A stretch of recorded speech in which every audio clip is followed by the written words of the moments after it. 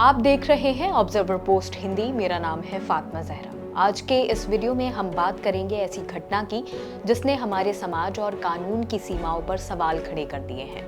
मामला है भीलवाड़ा, राजस्थान का, जहां एक 32 साल के शेरू सुसादिया, जो मध्य प्रदेश के मंदसौर जिले के रहने वाले थे, उन्हें गौ रक्षकों ने गाय की रक्षा के नाम पर बुरी तरह से पीटा और उनकी जान चली गई। दरअसल घटना हुई लंबिया कैटल फेयर से एक गाय खरीदने के बाद। शेरू सुसादिया और उनके साथी मोहसिन डोल दोनों ने 16 सितंबर को भीलवाड़ा के लंबिया पशु मेले से एक गाय खरीदी थी।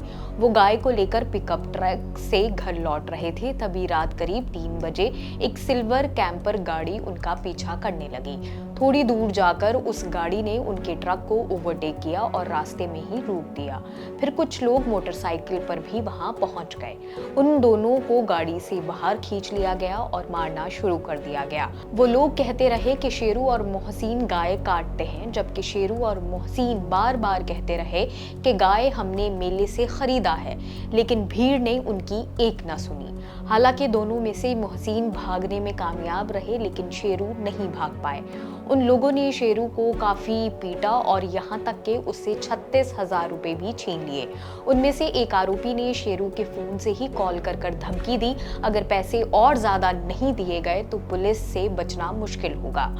सुबह जब परिवार को पता चला कि शेरू गायब है और उसकी गाड़ी भी नहीं मिल रही है, इसके बाद दोपहर में अस्पताल से सूचना मिली कि भीलवाड़ा अस्पताल में सिर की गंभीर चोटों के साथ भर्ती हुए हैं। 3 दिनों की लड़ाई के बाद शेरू की जान चली गई। उन्हें जयपुर के SMS अस्पताल में न्यूरो सर्जरी के लिए रेफर किया गया था। ये घटना सिर्फ शेरू की जान जाने का मामला नहीं है, बल्कि सोचने लायक है कि काऊ प्रोटेक्शन के नाम पर किस तरह समाज में एक डर का माहौल बन चुका है। गाय भैंस की सुरक्षा, धार्मिक भावनाएं और जानवरों की जान आज इस देश में संवेदनशील मुद्दा बन चुका है। लेकिन इस संवेदनशील मुद्दे को कानून, संवैधानिक अधिकार, न्यायपालिका की विश्वसनीय जांच से जोड़ा जाना चाहिए, न कि भीड़ तंत्र के न्याय से। भारत में गौरक्षा की आड़ में कई हत्याएं और पिटाई की घटना सामने आ चुकी हैं और कानूनी स्थिति अक्सर जटिल हो जाती है, क्योंकि आरोपी कहते हैं कि उन्हें शक था, लेकिन पीड़ित और परिवार के लिए न्याय मिलना मुश्किल होता है। जबकि गाय रक्षा के नाम पर हिंसा बहुत हो चुकी है। 2012 से 18 के बीच में करीब 120 घटनाएं दर्ज हुई, जिनमें लगभग 45 लोगों की मौत हुई थी। कई लोग ऐसे हैं जिन्हें गाय ले जाते समय पकड़ा गया, चाहे उनका दावा हो कि गाय कानूनी तरीके से खरीदी गई थी या व्यापार के लिए थी, लेकिन भीड़ अक्सर दस्तावेजों की बात नहीं सुनती, शक के भरोसे हमला कर देती है। एक उदाहरण है अलवर का मामला, जहां पहलू खान नाम के व्यक्ति को दस्तावेज होने के बावजूद भी मार डाला गया और सिर्फ शक की बिना पर। इस तरह की घटनाएं साफ तौर पर बताती हैं कि न सिर्फ शक से हिंसा होती है, बल्कि बहुत बार निर्दोषों को भी निशाना बनाया जाता है।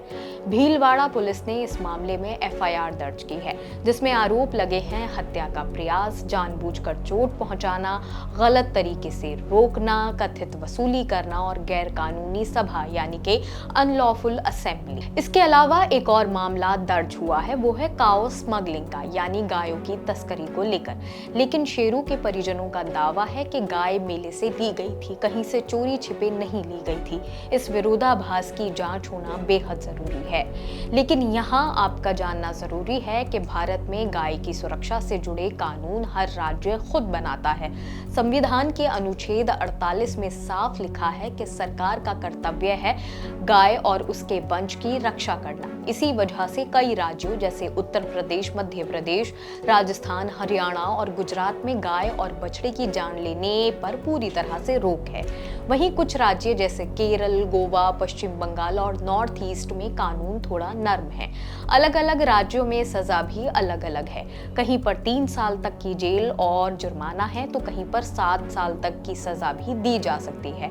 लेकिन सबसे जरूरी बात यह है कि ये कानून लागू करना सिर्फ सरकार और अदालत का काम है। किसी भी आम इंसान या भीड़ को अपने हाथों में कानून लेने का अधिकार नहीं है।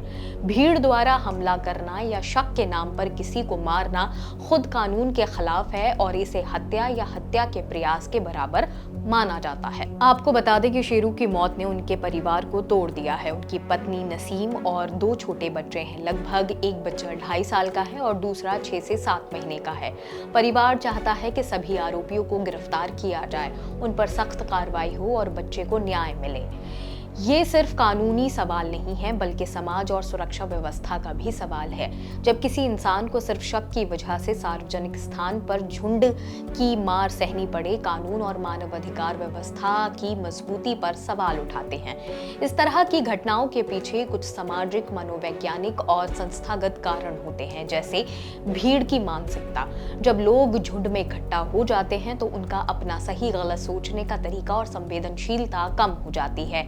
ऐसी भीड़ यानी मोब मेंटालिटी जल्दी जल्दी फैसले लेती है और अक्सर हिंसा का रास्ता चुन लेती है। सामाजिक विभाजन भी इसकी एक वजह है। संदेह से भरे समाज में लोग धर्म, जाति और इलाके जैसी बातों के आधार पर बढ़ जाते हैं। अक्सर इन बातों का इस्तेमाल गलतफहमी, अंदाजे या अपने मन के भेदभाव की वजह से किया जाता है। कानून का डर और न्याय व्यवस्था पर भरोसा। जब लोग विश्वास नहीं करते कि पुलिस या न्यायालय सचमुच न्याय दिला पाएगा, तो वो अपने हाथों से ही न्याय करने की कोशिश कर लेते हैं। प्रवर्तन एजेंसियों की भूमिका। पुलिस प्रशासन और स्थानीय न्याय तंत्र की जवाबदेही इस तरह की घटनाओं को रोकने में अहम है।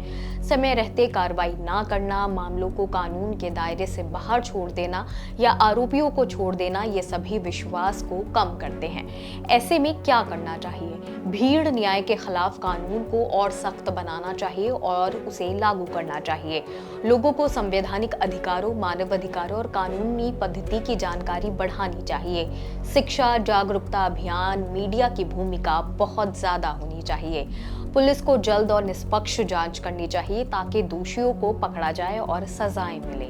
समुदाय के बीच संवाद और भरोसा बनाना जरूरी है ताकि धर्म, जाति पर पहले से बनी हुई सोच को खत्म किया जा सके। भीलवाड़ा की ये घटना हमें याद दिलाती है कि गाय का नाम कितना पवित्र हो सकता है, लेकिन इंसान की जान उससे कहीं ज्यादा जरूरी है।